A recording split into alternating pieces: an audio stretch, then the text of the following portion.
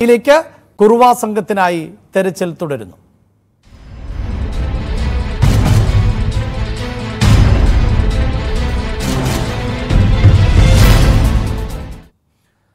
ആലപ്പുഴ മണ്ണഞ്ചേരിയിൽ മോഷണക്കേസിൽ അറസ്റ്റിലായി കുറുവ സംഘത്തിൽപ്പെട്ട സന്തോഷ് സെൽവത്തിനായി ഇന്ന് അന്വേഷണ സംഘം കോടതിയിൽ കസ്റ്റഡി അപേക്ഷ നൽകും. ഇന്നലെ മജിസ്ട്രേറ്റിന് മുന്നിൽ ഹാജരാക്കിയ പ്രതിയെ 14 ദിവസത്തേക്ക് റിമാൻഡ് ചെയ്തിരുന്നു.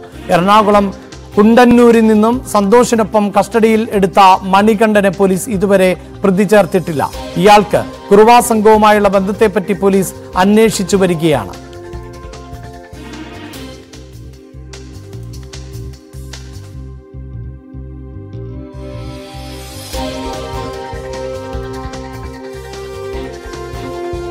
അതേസമയം എറണാകുളം ജില്ലയിൽ ഭീതി പരത്തുന്ന കുറുവ മോഷണ സംഘത്തെപ്പറ്റി അന്വേഷിക്കാൻ പ്രത്യേക സംഘത്തെ രൂപീകരിച്ചിട്ടുണ്ട്. മുനമ്പം ഡിവൈഎസ്പി എസ് ജയകൃഷ്ണന്റെ നേതൃത്വത്തിലാണ് പ്രത്യേക സംഘത്തെ നിയോഗിച്ചത്. അതീവ അപകടകാരികളായ കുറുവ സംഘത്തിന്റെ മുൻകാല പ്രവർത്തനങ്ങൾ കണക്കിലെടുത്താണ് ഇത്തരത്തിലൊരു പ്രത്യേക സംഘത്തെ നിയോഗിച്ചിട്ടുള്ളത്. വാർത്തയുടെ വിശദാംശങ്ങളുമായി ശരണ്യ സ്നേഹജനും നവമി ദിനേശും ആണ് ചേരുന്നത്. ശരണ്യ, ഇതിൽ കുറുവ സംഘത്തിൽപ്പെട്ട ഒരാളെ പിടികൂടാൻ സാധിച്ചു എന്നത് തീർച്ചയായും കേരള പോലീസിനെ സംബന്ധിച്ചിടത്തോളം വലിയ നേട്ടം തന്നെയാണ്. ഇതിലൂടെ കൂടുതൽ സംഘാംഗങ്ങളിലേക്ക് എത്താൻ ഈ പോലീസ് ഉദ്യോഗസ്ഥർക്ക് സാധിക്കുമെന്നാണോ പ്രതീക്ഷ? എന്താണ് മറ്റു വിവരങ്ങൾ? അഭിലാഷ്, ഈ കേസിൽ ഏറ്റവും പ്രധാനപ്പെട്ട ഒരു പ്രതിയെ തന്നെയാണ് പോലീസിന് പിടിക്കാനായിട്ടുള്ളത്. അതായത് ആലപ്പുഴയിൽ നടന്ന മണ്ണഞ്ചേരിയിൽ നടന്ന മോഷണ പരമ്പരയുമായി ബന്ധപ്പെട്ട മുഖ്യ പ്രതിയാണ് സന്തോഷ് സെൽവം. പക്ഷെ സന്തോഷ് ചോദ്യം ചെയ്തതിൽ നിന്നും പ്രത്യേകിച്ച് കൂടുതൽ കാര്യങ്ങൾ പോലീസിന് കണ്ടെത്താൻ കഴിഞ്ഞിട്ടില്ല എന്നുള്ളതാണ്. അതായത് സന്തോഷിനൊപ്പം മണ്ണഞ്ചേരിയിൽ എത്തിയിരുന്ന ആൾ ആരാണ് എന്നതടക്കമുള്ള കാര്യങ്ങളിനകത്ത് ഒരു വ്യക്തതയിലേക്ക് പോകാൻ പോലീസിന് ഇതുവരെ കഴിഞ്ഞിട്ടില്ല. ഇന്നലെ വൈകിട്ടോടു കൂടി തന്നെ സന്തോഷ് സെൽവത്തെ റിമാൻഡ് ചെയ്യുന്ന സാഹചര്യത്തിലേക്ക് എത്തുകയും ചെയ്തിട്ടുണ്ട്. എന്നാൽ കസ്റ്റഡിയിൽ വാങ്ങുന്നതിന് വേണ്ടിയുള്ള നടപടിക്രമങ്ങളാണ് അന്വേഷണ സംഘത്തിന്റെ ഭാഗത്തു നിന്ന് ഉണ്ടാകുന്നത്. ഏറ്റവും പ്രധാനപ്പെട്ട ഈ കുറുവ കേസുമായി ബന്ധപ്പെട്ട് ആലപ്പുഴയിൽ എത്തിയത് തന്നെ വ്യത്യസ്ത സംഘങ്ങളാണ് എന്നുള്ള സ്ഥിരീകരണം ഇന്നലെ ആലപ്പുഴ ഡിവൈഎസ്പിയുടെ അടക്കം ഭാഗത്തു നിന്ന് ഉണ്ടാവുകയും ചെയ്തിട്ടുണ്ട്. എന്നാൽ ഇതിൽ തന്നെ 2 വിഭാഗങ്ങൾ, അതായത് ഈ സന്തോഷ് ഉൾപ്പെടെയുള്ള ചെറുപ്പക്കാരും യുവാക്കളായ ആളുകളും ഒപ്പം മുതിർന്ന ആളുകളും ചേർന്നിട്ടുള്ള ടീമുണ്ട്. ഇവരിൽ തന്നെ ആലപ്പുഴയിൽ എത്തിയ ആളുകൾ ഈ സന്തോഷ് ഒഴികെയുള്ള മറ്റ് ആളുകൾ ആരാണെന്ന് ഐഡന്റിഫൈ ചെയ്യാൻ ഇതുവരെ പോലീസിന് ആയിട്ടില്ല എന്നുള്ളതാണ്. ഇനി കസ്റ്റഡിയിൽ കിട്ടി കൂടുതൽ ചോദ്യം ചെയ്യലിലേക്ക് പോയാൽ മാത്രമേ കാര്യങ്ങൾ വ്യക്തത വരികയുള്ളൂ. മറ്റൊന്ന്, ഈ സന്തോഷിനൊപ്പം പിടികൂടിയ മണികണ്ഠൻ എന്ന വ്യക്തിയെ പോലീസ് മണികണ്ഠനിലേക്ക് എത്താൻ കഴിയാത്ത സാഹചര്യം ഉള്ളത് കൊണ്ട് തന്നെ ഇന്ന് വിട്ടയക്കുമെന്നുള്ള വിവരമാണ് നമുക്ക് ലഭിക്കുന്നത്. കാരണം ആലപ്പുഴയിൽ മോഷണം നടന്ന കാലയളവിൽ ഒക്ടോബർ 24 മുതൽ നവംബർ വരെയുള്ള സമയങ്ങൾ, നവംബർ 14 വരെയുള്ള സമയത്ത് ഈ മണികണ്ഠൻ കേരളത്തിലുണ്ടായിരുന്നില്ല, തമിഴ്നാട്ടിലായിരുന്നു എന്നുള്ള വിവരം സ്ഥിരീകരിക്കാൻ പോലീസിന് കഴിഞ്ഞിട്ടുണ്ട്. അതുകൊണ്ട് തന്നെ മണികണ്ഠനിലേക്ക് കണക്ട് ചെയ്യാനുള്ള മറ്റ് വിവരങ്ങളൊന്നും അന്വേഷണ സംഘത്തിൽ ലഭ്യമാകാത്തത് കൊണ്ട് തന്നെ അദ്ദേഹത്തെ കസ്റ്റഡിയിൽ നിന്ന് വിട്ടയക്കുമെന്നുള്ള വിവരമാണ് ഏറ്റവും ഒടുവിലായി നൽകാനുള്ളത്. സന്തോഷ് എന്നതിനപ്പുറത്തേക്ക് മറ്റൊരു വ്യക്തിയിലേക്ക് എത്തുന്നതിന് ഇതുവരെ പോലീസിന് കഴിയാത്ത അവസ്ഥയാണ് ഉള്ളത്. നവമി കൂടി ചേരുന്നുണ്ട്. നവമി, പറവൂർ മേഖലയിൽ ഉൾപ്പെടെ നടന്നിട്ടുള്ള മോഷണങ്ങൾ, അതിനെ അപ്പുറത്ത് ജനങ്ങൾക്കുണ്ടാകുന്ന ആശങ്ക, കുറുവ സംഘത്തിന്റെ പ്രത്യേകത അറിയാം. അവർ ഈ തൊഴിലിൽ, അല്ലെങ്കിൽ അവരൊരു തൊഴിൽ എന്ന നിലയിലാണ് മോഷണത്തെ കാണുന്നത്. അങ്ങനെ പരമ്പരാഗതമായി തന്നെ തിരുട്ട് ഗ്രാമങ്ങളിൽ നിന്നൊക്കെ എത്തുന്ന സംഘം ആണത്. അവർ എല്ലാ തരത്തിലും ഉള്ള സാങ്കേതിക സംവിധാനങ്ങൾ പോലും പ്രയോജനപ്പെടുത്തുന്ന സംഘമായി മാറിയിട്ടുണ്ട് എന്നുള്ളതാണ് ഇപ്പോൾ പോലീസിന്റെ നിഗമനം. അതുകൊണ്ട് തന്നെ ഇവരെ ഇപ്പോൾ ഈ സന്തോഷിനെ തന്നെ പിടികൂടി എന്ന് പറയുമ്പോൾ തന്നെ 30-ലധികം കേസുകളുള്ള ഒരു വ്യക്തിയാണ്. ഇത്രയധികം കേസുകളുള്ള ഒരാൾ പോലീസിന്റെ പിടിയിലാകും, പിന്നീട് അവിടെ നിന്ന് രക്ഷപ്പെടും. ഇതൊക്കെയാണല്ലോ സാഹചര്യം. അപ്പോൾ കൂടുതൽ പ്രതികളിലേക്ക് എത്തുക, ഈ സംഘാംഗങ്ങളിലേക്ക് എത്തുക, അതൊക്കെ ഈ ദൗത്യ സംഘത്തെ സംബന്ധിച്ചിടത്തോളം വലിയൊരു ടാസ്കായി മാറുകയല്ലേ?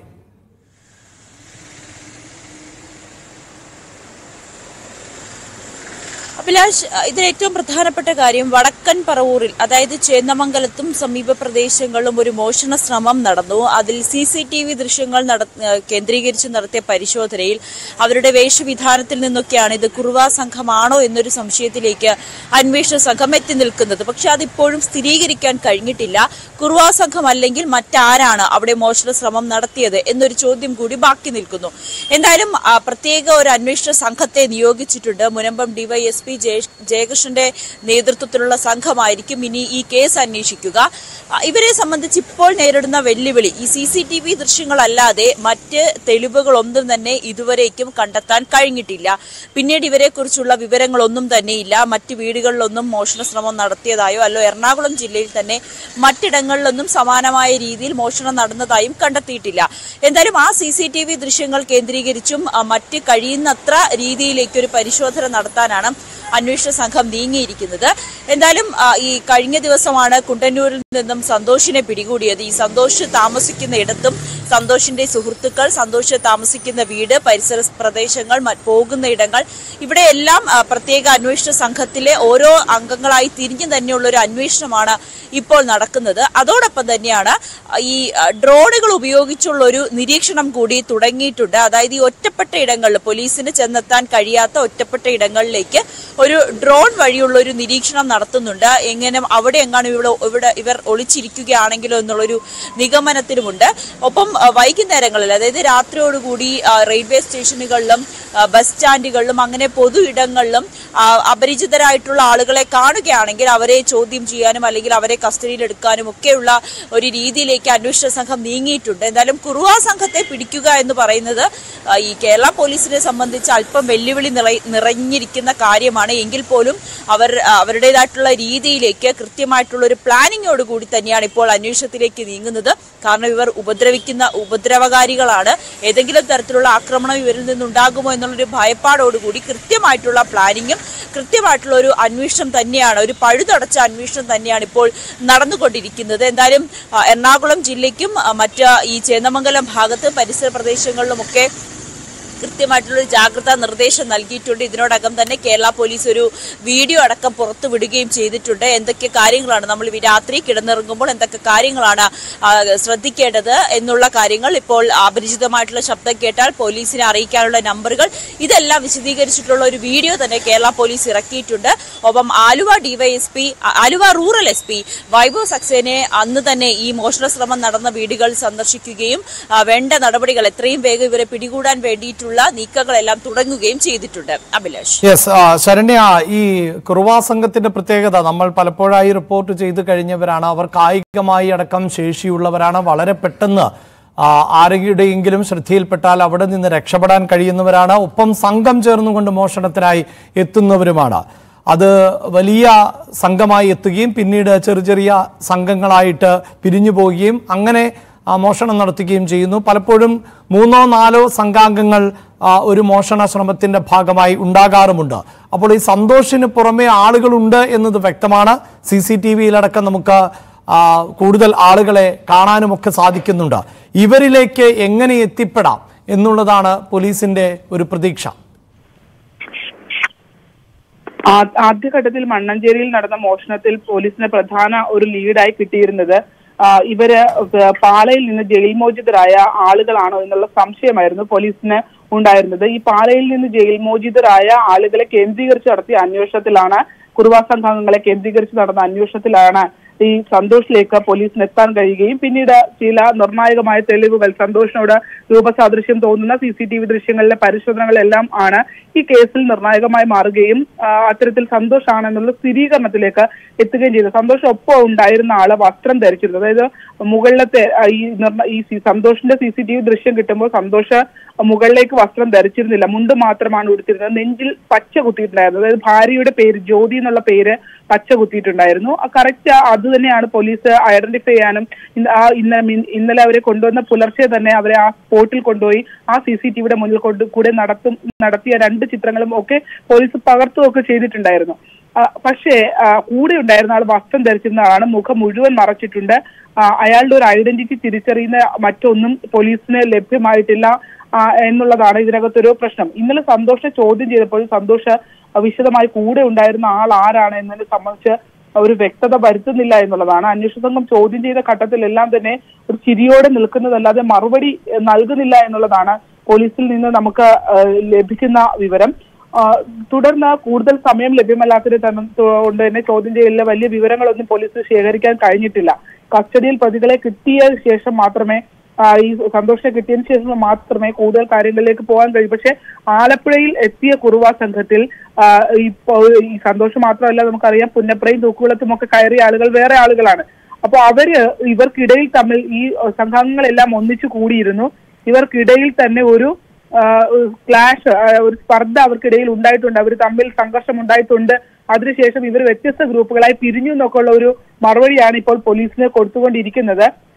അതുകൊണ്ട് തന്നെ മറ്റുള്ളവർ ആരാണ് എന്താണ് എന്നത് സംബന്ധിച്ചൊരു വ്യക്തത ഇപ്പോഴത്തെ ചോദ്യം ചെയ്യലിൽ ലഭ്യമായിട്ടില്ല എന്ന് തന്നെ പറയാം. ആകെ പ്രതീക്ഷ ഉണ്ടായിരുന്ന സന്തോഷത്തോടൊപ്പം ലഭിച്ച മണികണ്ഠനാണ്. മണികണ്ഠന് മറ്റ് ക്രിമിനൽ ആക്ടിവിറ്റീസ് ഉണ്ട് എന്ന് പോലീസ് സ്ഥിരീകരിക്കുമ്പോൾ പോലും ഈ കുറുവ സംഘത്തിലേക്ക് മണികണ്ഠൻ എത്തിയത് ഈ സന്തോഷിന്റെ ബന്ധുവായ സ്ത്രീയെ വിവാഹം ചെയ്ത് തിരുട്ടി ഗ്രാമത്തിലേക്ക് മണികണ്ഠൻ എത്തുകയായിരുന്നു എന്നുള്ളതാണ്. പക്ഷെ മണികണ്ഠൻ അങ്ങനെ മറ്റൊരു മോഷണ പശ്ചാത്തലം ഇല്ല എന്നാണ് ഇപ്പോൾ പോലീസിന് വെരിഫൈ ചെയ്യാൻ പറ്റിയിട്ടുള്ളത്.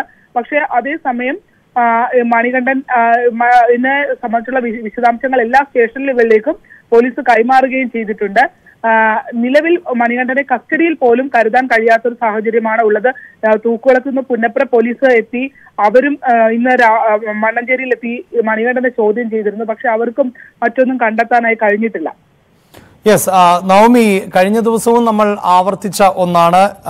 അന്വേഷണ സംഘത്തെ സംബന്ധിച്ചിടത്തോളം ഇപ്പോൾ തന്നെ ഇവരെയൊക്കെ പിടികൂടുമ്പോൾ ഇവർ ഈ ചേരി പ്രദേശത്തൊക്കെ കഴിയുന്നവർ ആണ്. പകൽ മറ്റു ജോലികളൊക്കെ ചെയ്യുന്നു. മീൻപിടുത്തം പോലെയുള്ള ജോലികളിൽ വ്യാപൃതരായി സമയം കളയുന്ന രീതിയുണ്ട്. പക്ഷേ വർഷങ്ങൾക്ക് മുമ്പടക്കം ഈ കുറുവ സംഘത്തെക്കുറിച്ചൊക്കെ വിശദമായി കേരള പോലീസ് അന്വേഷിച്ചിട്ടുള്ളതാണ്. തമിഴ്നാട്ടിലടക്കം പോയി വിശദമായ ഡേറ്റകൾ ശേഖരിച്ചിട്ടുള്ളതാണ്. അങ്ങനെ ഈ ആക്രി പെറുക്കുന്ന രീതിയിലും ഒക്കെയുള്ള തൊഴിൽ ചെയ്യുകയും അങ്ങനെ സ്ത്രീകളും കുട്ടികളും ബന്ധുക്കളും ഒക്കെയായി കേരളത്തിലേക്ക് അല്ലെങ്കിൽ എവിടെയാണോ മോഷണം നടത്താൻ ഉദ്ദേശിക്കുന്നത് അവിടേക്ക് എത്തുക എന്നൊക്കെയുള്ള രീതികൾ നേരത്തെ ഇവർക്കുണ്ടായിരുന്നു. പക്ഷേ ആ കാലം മാറുന്നതിനനുസരിച്ച് ഒരു പക്ഷേ അതിലൊക്കെ മാറ്റങ്ങൾ ഉണ്ടായിട്ടുണ്ടാകാം. ഈ ദൗത്യ സംഘത്തെ സംബന്ധിച്ച് ഇനി എന്തൊക്കെ കാര്യങ്ങൾ, ഏത് തരത്തിലുള്ള ഒരു അന്വേഷണം, ഏത് തരത്തിലുള്ള നിരീക്ഷണം അതിനാണ് സാധ്യത?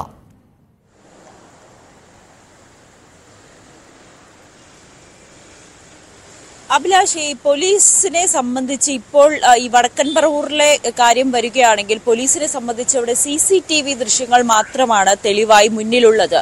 മറ്റ് തെളിവുകളൊന്നും തന്നെ ഇതിനോടകം അന്വേഷണ സംഘത്തിന് കണ്ടെത്താൻ കഴിഞ്ഞിട്ടില്ല.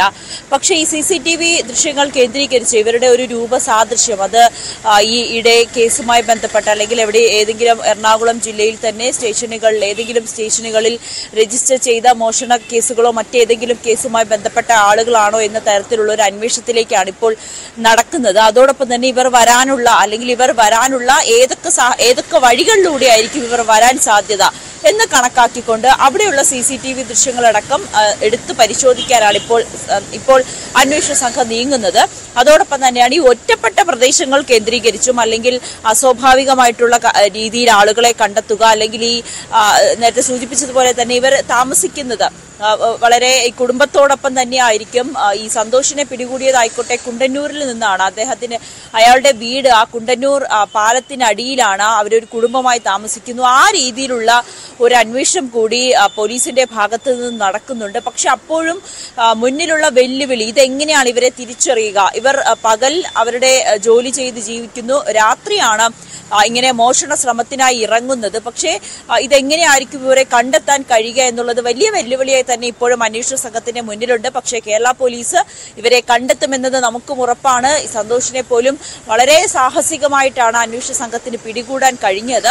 അപ്പോൾ ആ സമയത്ത് ഈ കുടുംബത്തോടൊപ്പം നിൽക്കുന്ന സമയത്താണ് ഈ അറസ്റ്റ് അല്ലെങ്കിൽ പിടികൂടുക എന്നുണ്ടെങ്കിൽ അവരിൽ നിന്നും ഒരു ആക്രമണം പോലും പോലീസിന് നേരിടേണ്ട ഒരു സാഹചര്യം ഉണ്ടാകും. അതുകൊണ്ട് കൃത്യമായിട്ടുള്ള ആസൂത്രണം ചെയ്ത് കൃത്യമായ ആസൂത്രണത്തിനൊടുവിൽ തന്നെയായിരിക്കും ഇവരെ പിടികൂടുക.